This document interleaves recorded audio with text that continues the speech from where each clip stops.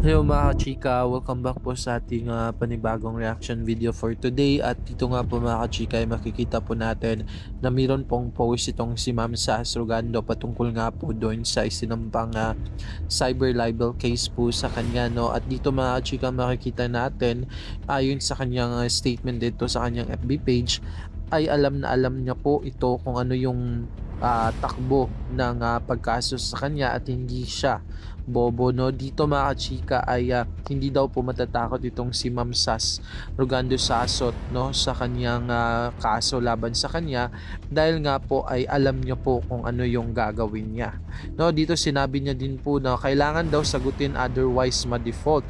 So para sagutin ko, I have to go to the Philippines Embassy and file a counter affidavit.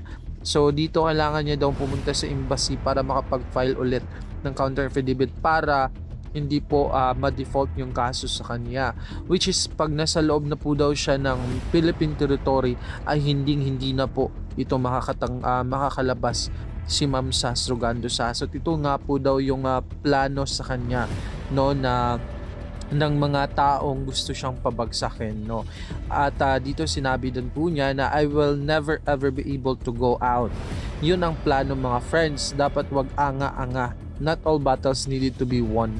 So hindi po lahat, no, tama po tong si Ma'am Sas Rogando Sasot dahil hindi lahat ng battles mo ay kailangan mong ipanalo, no. Not this time mga kachika, kasi nga ay talo talaga itong si Ma'am Sas Rogando. Once na umuwi po siya dito ay sigurado po na huhulihin siya or meron pong lalabas na warrant of arrest, no. Hindi natin alam kasi nasa kapangyarihan po yung mga tao nga nagsampa sa kanya ng cyber libel case. So mga chika ay dito po ay mahalaga po yung safety ni Ma'am Sas Rogando Sasot, kaya hindi niya po isasacrifice yung safety niya na umuwi lang po dito sa Pilipinas para mag-counter affidavit po doon sa kasong isinampa po sa kanya, no, ni Tariela. So mga kachika, antabayanan po natin yung mga susunod po na revelasyon po ni Ma'am Sas Rogando Sasot at ipagpatuloy po natin itong suportahan si Ma'am Sasot, no, kung ano man yung mga gusto niyang ipalabas dahil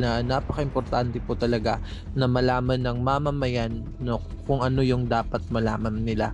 Hindi din po talaga bihira itong utak po ni Ma'am Sas Rogando, no, kasi alam na alam niya talaga kung ano yung dapat gawin. So hindi siya uuwi dito sa Pilipinas kasi, no, kapag umuwi na wala nang chance upang makaalis pa itong si Ma'am Sas Rogando sa bansa natin.